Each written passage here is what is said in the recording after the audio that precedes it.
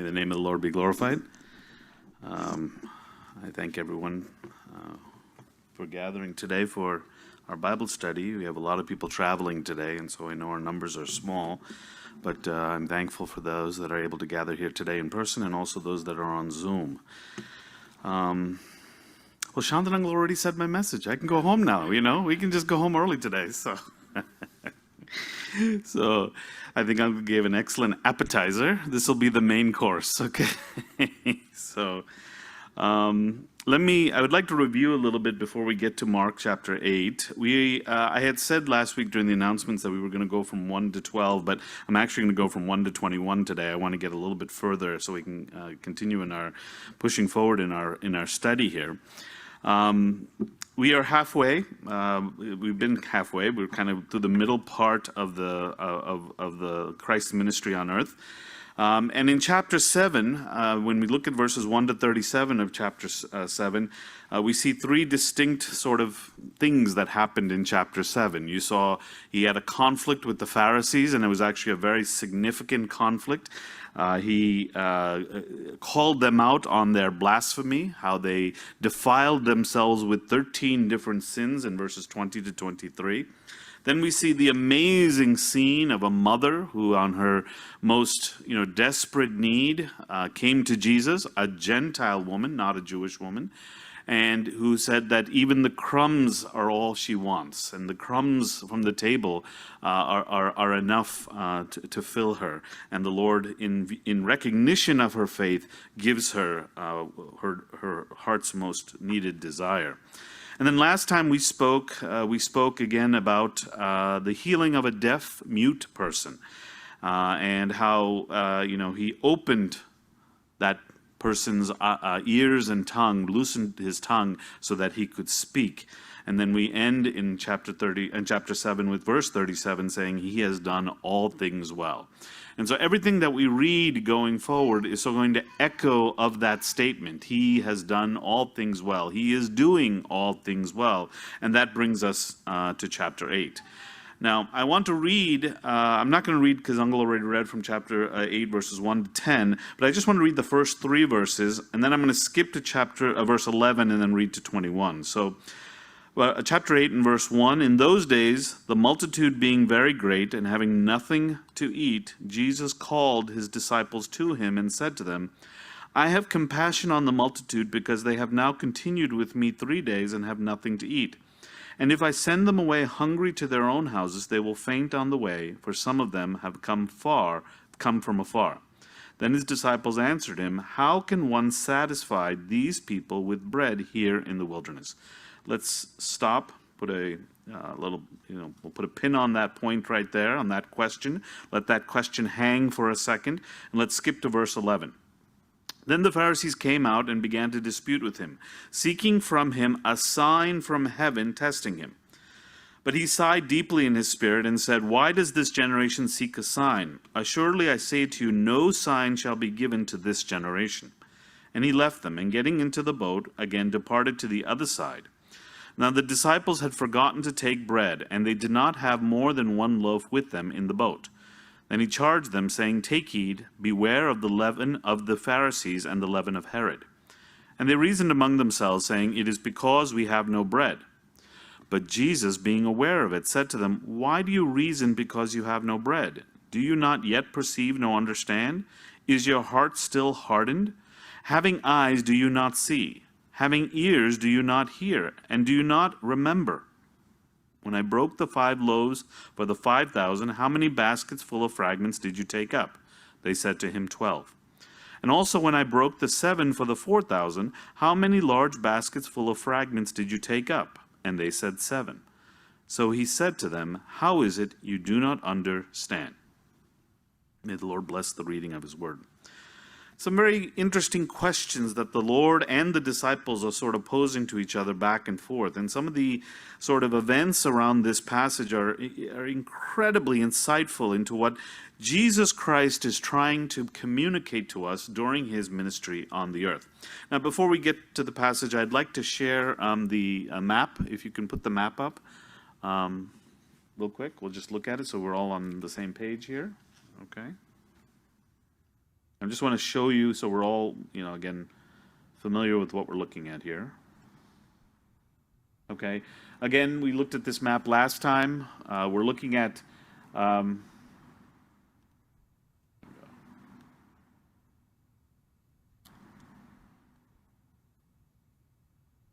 connecting. There we go. I think this Wi-Fi is having a problem today. Okay, there we go. So this is, Europe in that time. This is the Roman Empire that's in the shaded area, very large area. Here's Spain, here's France, modern-day France. Here's Italy, the boot of Italy. This is Greece, this is Turkey. We're looking at this tiny area here. Here's the island of Cyprus. This is Judea, and that's the area that we're looking at. So let's focus in on that circle. This is Judea in Jesus' time. We're going to focus even further into the area of the Sea of Galilee. This is the Galilean ministry of Jesus Christ. And we know that he kind of has been going back and forth across the sea, back and forth many times. And we're going to read that again and again, that he goes back and forth. Why do you think he picked disciples who are fishermen? Because he needed a boat. That's the reason why he needed to get back and forth between one side to the other side, because he was trying to spread the message throughout this entire area. And we talked about this area, the Decapolis. Decapolis in Latin means 10 cities. So because there was 10 cities scattered across this side of the Sea of Galilee. This is the River Jordan. So everything on this side. Just in your mind, when you think about this map, and this is actually still true today, everything on the west side of the river, everything on the west side of the Sea of Galilee is generally Jewish. Everything on the east side is generally Gentile. Today, the border of Israel is the river of Jordan. But, there's a conflicted area on the other side called the West Bank. You've heard about the West Bank. Well, the West Bank is the West Bank of Jordan, which has been alternatively occupied by the Israelis over time. But now most of this land today is Jordan. Okay, so, but again, an area that's still under conflict, but in general, Jews, Gentiles. Now, I wanted to look at this map real quick here. This is a new map we're showing. Again, the Lord went back and forth across the Sea of Galilee. Here's the River Jordan coming down from this side. This is north, okay? When he had seen the woman, that was in a place called Tyre and Sidon. That was up here. Actually, I think I have a slide on that. Yeah, so here's Tyre and Sidon. That's all the way up here. Here's the Sea of Galilee. That's up here, okay? He's gone back and forth, okay? Today, we are starting on this side of the sea. So he's in Gentile area. That's why, as Uncle said, the miracle that he performs here to the 4,000 is in a different group of people, completely different than where he did the 5,000, because the 5,000 was on the West Bank. On the East Bank. West Bank, and this is the East Bank, right? So on the east side is where the Gentiles are, and that's where he is right now. So this area, he was probably, we don't know exactly where he was, but he was somewhere on this area when he performed this particular miracle. Now, I want to look at this passage from verses 1 to 21 in two sections. So we'll look at the feeding of the 4,000, and then the Pharisees and the disciples' reaction to this miracle. Now again, Uncle brought up the idea that, many skeptics have said that he never fed 4,000. He fed 5,000 and they repeated it. They doubled it. But it's very clear from the passage that this is a separate miracle. This isn't a recounting of a previous miracle. This is a second miracle. Now what's interesting is the feeding of the 5,000, which we see in chapter 6, is in all four Gospels. We see it in Matthew, Mark, Luke, and John. But the feeding of the 4,000 is only in Matthew and in Mark. That's an interesting sort of difference that we are going to sort of look at. Now the question that the disciples ask is very interesting. Then his disciples answered him, "How can one satisfy these people with bread here in the wilderness?" Interesting question to ask, because Jesus had already answered that question in chapter 6, right? So why are they asking that question here? Well, I think there's a lot of reasons we have to think about it. From the disciples' frame of mind, these are Gentiles. And to Jews, Gentiles were a lower race. They were cast-offs. They were not worthy of consideration. They didn't have the promises of Israel. They didn't have the promises of Abraham, Isaac, and Jacob. Think about it. And one of the main things we're going to see here, I want to look at the similarities and differences, is these people had been with Jesus for 3 days. Same situation, desert place, no food, no water, a very, very meager sort of situation. One day in chapter 6, and the Lord fed them. Here they went 3 days. I think the Lord was waiting for the disciples to ask the question sooner. Why did they wait 3 days when they... Can you go 3 days without eating? I should go 3 days without eating. I need to go a few days without eating. I definitely do. That would be a good thing. But 3 days, they went with the Lord. And again, very limited resources. We don't know how much food they have.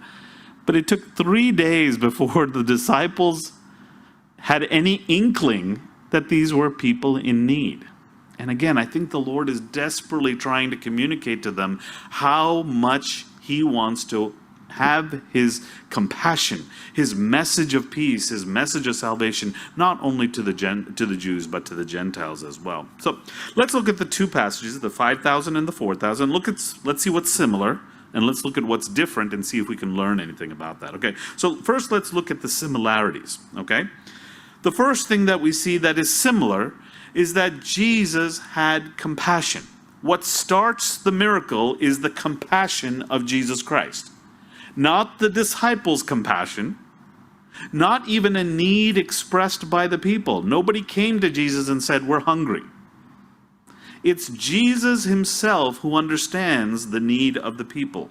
In chapter 6, verse 34, and in chapter 8, verse 1 and 2, we see the same phrasing. Jesus had compassion on the multitude.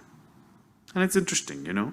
Jesus Christ doesn't just have compassion for us individually. He has compassion for us corporately, as a group, He sees our entire burden of suffering.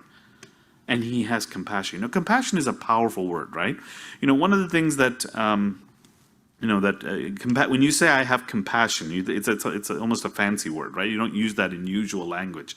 But when you use that word, you are trying to express a very deep concern for something or someone or a group of people. And this is what Christ is trying to communicate to us. He has a concern that's not cursory. It's not a concern that's momentary. It's not a investment that is, just for the now. It's a very deep concern. And it's something that is always in His mind. You know, just because the population has changed, because the audience has changed, His compassion hasn't changed. And brothers and sisters, this happened 2,000 years ago. But His compassion for us is the same. The same Jesus who looked at these 5,000, who looked at these 4,000, is the same Jesus who looks at us, looks at our multitudes, sees our struggle, sees our need, our hunger, our thirst, and has compassion on it. Same thing, both passages. The second similarity is that there was a multitude, right? It's not a small group of people. Now, we're a small group of people here today. But when Jesus was with them, it was a multitude of people. If you say 5,000 and 4,000, you're missing out. That's just the men. There were also women and children there. So if you really think about it, there could have easily been, between the two groups of people, over 20,000, 30,000 people there. You know, that's enough to fill a stadium. Imagine going to the Hard Rock and saying, we're going to feed everyone in every seat. That's what Jesus did. I mean, that's pretty amazing. This multitude, even though one multitude is Jewish and one multitude is Gentile, they were in the same need. They were both poor. They were both without food, and they had both been with Jesus for several days. So again, this isn't a group of rich, Beverly Hills kind of folks who, can pick up the phone and get catering anytime they want or have pizza delivered. They had nothing. They were without any resource. The third thing that is similar is that Jesus Christ accepts the responsibility to feed them. He doesn't really put it on anybody. In chapter 6, He asks the disciples, you feed them. When they say they can't, He takes on the responsibility. Same thing here. He realizes that the disciples don't have the resources to do it, so He's going to take that responsibility. Our Savior stands in the gap. He never shies away from the opportunity to take responsibility for something that he can only manage. We can't fix our sin nature. We can't get rid of our sin, but he can. And he willingly, voluntarily has stepped into that gap. Here he accepts that responsibility. The third thing that he sees, that we see that's very similar, and I like this because I'm a very OCD kind of person, is he seats them in orderly groups, right? We see that in chapter 6, chapter 6, verse 39, and in chapter 8, verse 6, it says, verse 9, let's see.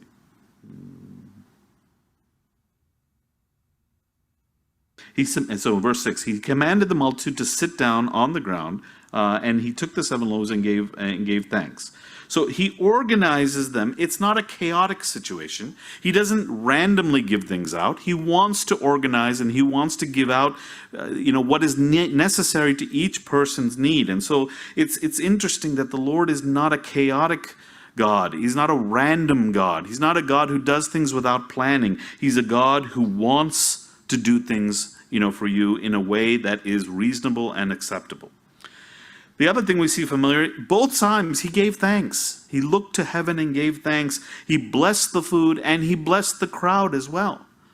Our God, our Lord, is a source for blessing. He's a source for everlasting thanksgiving from us. And so we should always use this as an example, that when we receive things from the Lord, when we receive blessing from the Lord, we should give thanks. We should bless his holy name. And the one thing that I find most important as a similarity is that both groups of people were filled. Now, I would imagine if you've been hungry for 3 days, you probably want to eat more. So maybe there was more food there. Even though it was less people, maybe there was more food. They were filled. We see that in verse 42, chapter 8, verse 8. So they ate and were filled. The same phrasing that's in chapter 6, verse 42. It says, so they all ate and were filled. I just find that the Lord is communicating to us that he's not a halfway God. He doesn't want to only be halfway involved in our lives. He wants to fill our every need. And that means we have to rely on him to do that. The disciples still couldn't understand that. And I think that's part of their lesson that they are learning. Now, there are some key differences. The key differences between chapter 6 and chapter 8 are important, and it's important to distinguish them because these are two separate events, and I think the differences are important. We already mentioned one. The group in chapter 6 are Jews. They're mostly Jewish crowd, whereas in chapter 8, he's talking to a Gentile crowd. And I think that's important because it means our Lord is Lord for all. He's not the Lord of the Malayalis. He's not the Lord of the Hindus. He's not the Lord of the English or the Americans. He's the Lord of the world. And he wants to communicate that to everyone. We tend to be the ones who isolate ourselves into groups. Of course, we have cultural barriers, language barriers, things that separate us from people. But the Lord crosses all those things. If you really want to talk about someone who's cross-cultural, it's Jesus Christ and his message. And he doesn't discriminate. He fed the Jews, he was going to feed the Gentiles too. It wasn't like he was going to say, okay, these are Gentiles, even me getting food for them is unclean for me. No, he didn't have any of those sort of hang-ups. He knew that there was a need and it needed to be filled. The second important thing that we've already again mentioned is that the group in chapter 6 had been with him for only 1 day, but the group in chapter 8 had been with him for 3 days. Interesting, right? So the Gentiles seem to be more persistent in their faithfulness before the Lord. Maybe their need was greater, right? They didn't understand maybe the Jewish idea of a Messiah. And now that this bread of life is being given to them, this message that, radically changes their concept of the world around them. They were used to a Greek idea of the world, that there's a God for thunder, there's a God for the sea, there's a God for Hades, there's all these different gods. Jesus Christ comes preaching the kingdom of heaven. There's one God, and that God brings salvation for you. But one of the interesting things is the way the Lord in chapter 6 uses 5 loaves and 2 fish. In chapter 8, he's using 7 loaves and a few fish. We don't know how many fish. 7 loaves and a few fish. Why should that difference be highlighted? Well, he highlights it later on in the passage. He himself highlights that. But I think the reason that he highlights this is very important is that the Lord works with what we got. You know, if he had one bread, one loaf, and one fish, he could have made it happen. But the Lord is able to use what we have to go to his glory, to work for his kingdom. So never, ever, ever think that you don't have something to contribute to the kingdom of God. As a vibrant, working member of the body of Christ, you have something to share. And only when you develop it will the spiritual gift grow and be a blessing to the assembly. If you only have 2 loaves, bring it to the assembly. Bring it to the church. If you have 100 loaves, bring it to the church. Bring it to the assembly. The Lord will use it mightily. Whatever you bring, the Lord can use to help feed the multitudes. And that's a very important principle. Again, of course, the main difference is the number, 5,000 versus 4,000. That may have something to do with the fact that in general, this side was more populated than this side. This side, was a less populated area, so that may be the main reason. But, the numbers also give you the idea that the Lord works with any situation. There's only a few of us here, but the Lord is here. The Lord doesn't have a quota. He doesn't say, okay, today there's only 5 people. I'm not going to come here today. Okay, there's only 1 person here today. I'm not coming today. The Lord is here always. So whether, 1 of you show up or of 100 of you show up, the Lord is here. The Lord serves the purpose of the people that are in need. And it's interesting, the surplus that is described is different, but that may also have to do with the numbers, right? The surplus is, and the phrasing is important here too. In chapter 6, the surplus was 12 hand baskets. It's not as clear in the translation, but if you look at the original Greek, the word for basket is different in chapter 6, verse 43 versus chapter 8, verse 8. The word that is used in chapter 6 is hand baskets. These are small baskets. So he had 12 of them. But the one that's used in chapter 8 are called wicker baskets. These are huge baskets. These are like man-sized baskets, okay? So even though there was, different numbers, 12 baskets in chapter 6, 7 baskets in chapter 8, it's still a lot of leftover, Like when we have our days with the food, there's always leftover. There's plenty for us to take home. And I think that's, it's indicative again of the fact that the Lord not only takes care of our current needs, he's thinking about our future. He's going to think about what we need for the future. This idea of repetition, Shantaranga brought it up. The idea is, why would the Spirit feel that it is necessary for us to repeat this or to show this miracle, this type of miracle twice? Well, in my mind, repetition of miracles is not to dull our senses or to exhaust our gratitude, but to show 3 very important things. It's to show that God's concern for us is everlasting. From the moment of our conception until the day we see him in glory, and even beyond till eternity, the Lord is thinking about us. His compassion doesn't end. So because there were 5,000 here and 4,000 there, that doesn't mean he's run out. Like the tank is empty. His tank is always full. His cup overflows. He wants to show his concern for us. I think the fact that it is being repeated in the Word, remember I've always said this, if the Lord repeats something in the Word, if there's a repetition of something, anything in the Word, it's because he's trying to catch our attention. And I think the second thing that he's trying to communicate is that the Lord has the ability to provide. He has an endless resource. There's no limit to what the Lord can provide to us. And then the third and final thing is that compassion. The idea that it's not a passive compassion. I can sit here and say, I'm concerned for the lost people in India. Or I can say I'm concerned for the homeless in Fort Lauderdale. That's not the kind of compassion that the Lord has. That compassion that I have is called passive compassion. It's helpful for only one person, me. It doesn't help anybody else. It doesn't help the homeless. It doesn't help the lost. The Lord has an active compassion. Not only does he have a concern for those that are in need, but he has the willingness and the ability to intervene and do something about it. That's why he repeats things in the Word, is to get our attention, to show us that there is that there is a persistent God. The second half of this passage, from chapter 8, verses 11 to 21, we talk about, it starts off with this question that is coming from the Pharisees, right? The Pharisees come and they begin the dispute. So at the end of this passage, chapter 8, verse 10, they get into the boat and they go to the area of Dalmanutha. Now, Dalmanutha is the same as Magdala, okay? So they were on this side.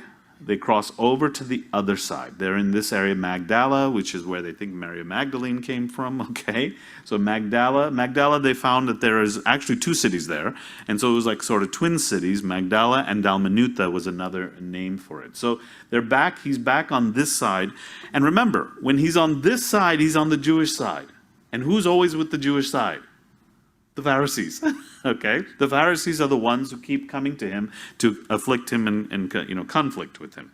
So they show up again. Verse 11, then the Pharisees came and began to dispute with him, seeking from him a sign from heaven. Now this is a very interesting phrasing. Sign from heaven. Now remember, their last experience with the Pharisees in chapter 7, verse 1 to 23, is that he called them, blasphemers. He called them distorting the word. He said that they're hypocrites. So of course they're going to be on the defensive. They want to come. So they come to him and they say, these earthly miracles that you perform, healing the blind, healing the deaf, healing the mute, that's not good enough. We want a sign from heaven. Now that phrasing is to echo what happened in the Old Testament. What kind of sign are the Pharisees asking for? Well, they want to see the sign. There's only two kinds of signs that came from heaven as a direct communication. It was either fire from heaven, that's what Elijah did, right? Elijah did that in 1 Kings chapter 18. Or it's bread from heaven, and that would be manna, right? So that's what we see in Exodus, that's Moses' sign. That's what they're asking.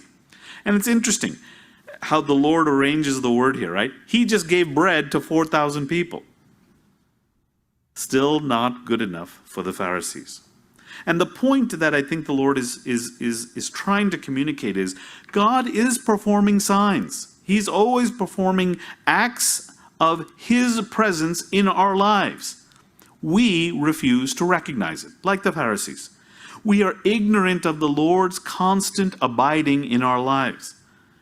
We need to be better at discerning his compassion in our lives. Many of us tend to have a very negative thought about God. We're always asking the question, why not me? Why is this happening to me? Why am I in this situation? Whether it's a physical situation, a health situation, financial situation, family situation, we're always asking the question in the negative. Why is this happening to me? Well, maybe because we are not recognizing the signs from heaven. The signs from heaven is that, why didn't this happen to me? Okay? Why, if you want to really understand the blessing that God gives you, look at someone else's life, and look at the things that they go through. Yes, you may have your own physical sufferings, but it can be so much worse.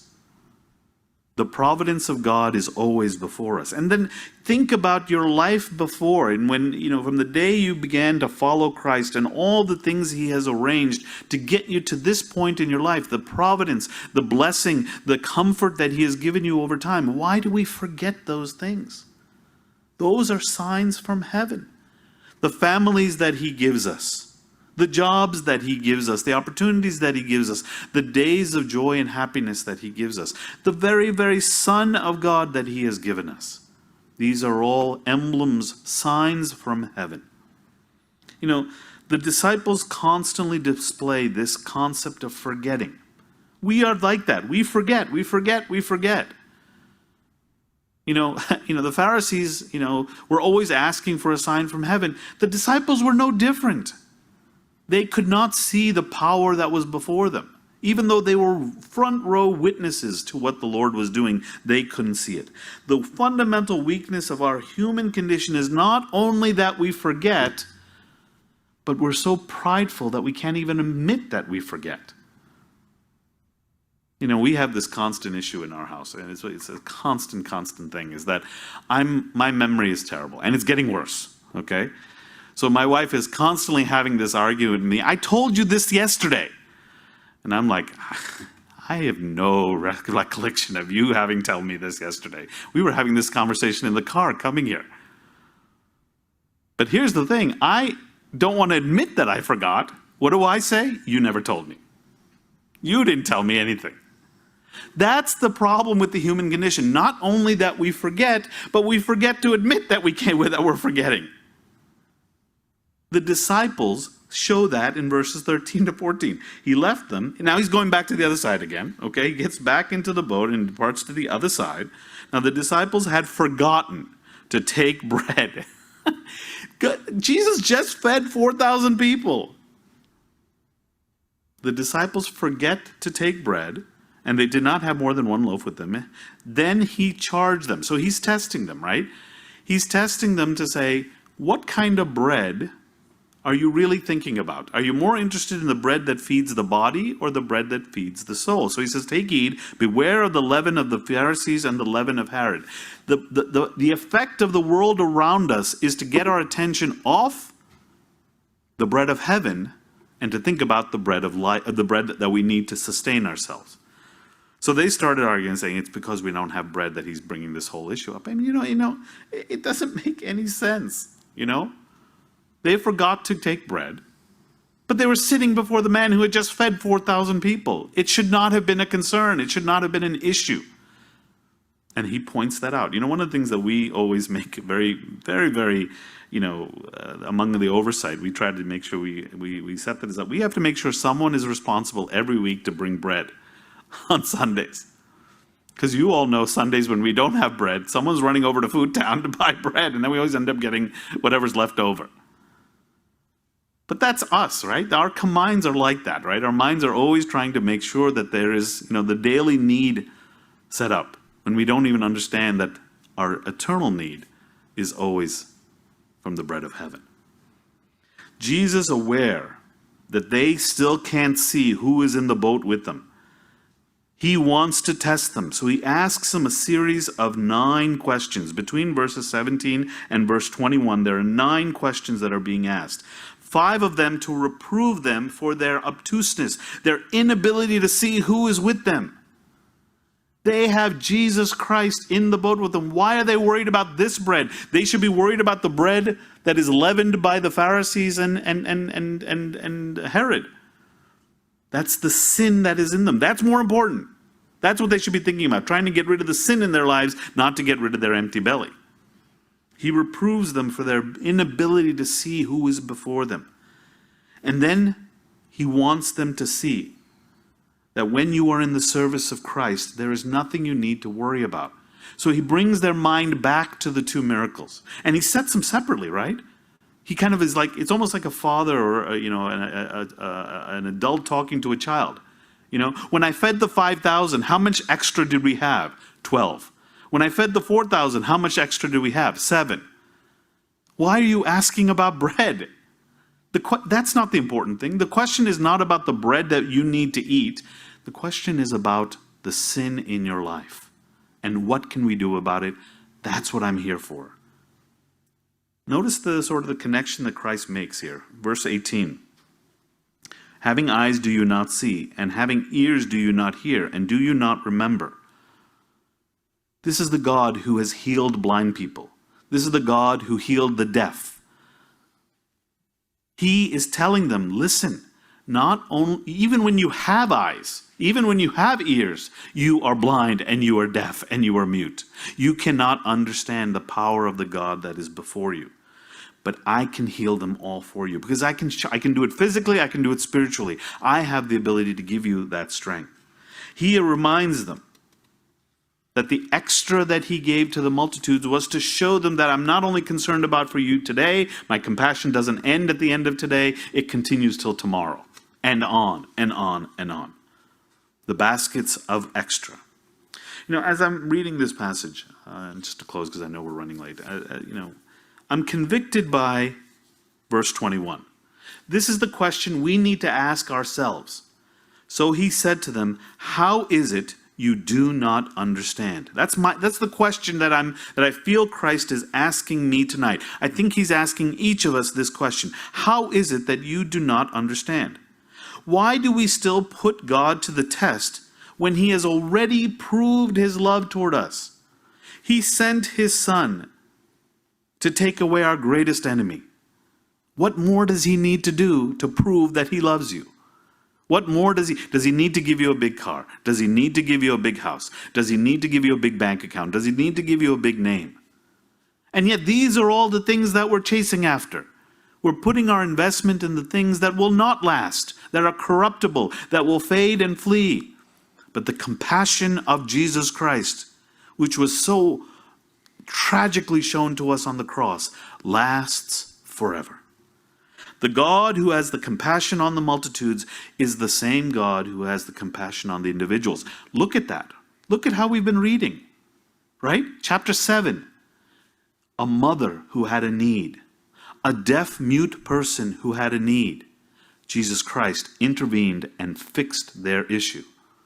Just like he can help the multitudes by feeding them, with bread and fish, he can help the individual. The lowly, the needy, the sick, the sinful, the me. He can help me. Sometimes we ask, like in the woman of Sidon, we ask for crumbs when he wants to give us 12 baskets full and 7 baskets full of blessing. Let us be more expansive in our understanding of the Lord. I was going to read from Philippians and Ephesians. There are passages where Paul expounds on the abundant grace of God, the overflowing peace that comes from understanding who he is. Brothers and sisters, tonight, let us be blessed with the thought that we serve a bountiful and rich God who wants to meet our every spiritual need.